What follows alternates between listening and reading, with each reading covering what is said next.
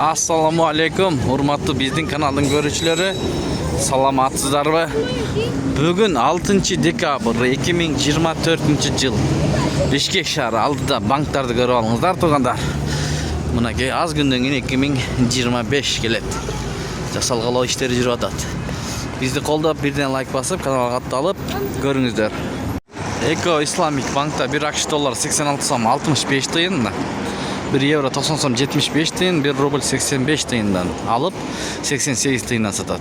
Тугандар, Финанс Кредит банк рубльды бул жерде көтөрүптүр, бирок 85 тыйын эмес, 85 ондон бүтүн 1 тыйыннакей. Көрдүңүздөрбү? Доллар 86 сом 65 тыйын, доллар ошол боюнча. Евро 90 сом 90 тыйын. Казак теңгеси 0,11 жарым тыйын, сатуу 0,18 тыйын. Финанс Кредит банк. Финка банкта доллар 86 сом 80 тыйын, евро 91 сом 40 тыйын, рубль 84 тыйындан алып 89 тыйындан сатат. Тугандар, Байтүшүн банкта доллар 86 сом 70 тыйын, евро 91 сом, рубль 85 тыйындан алып 87 жарым тыйындан сатат.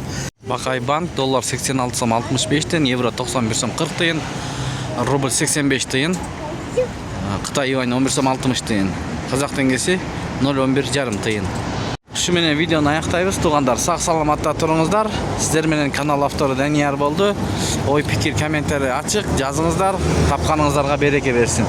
Бишкек шаарынан көрдүңүздөр.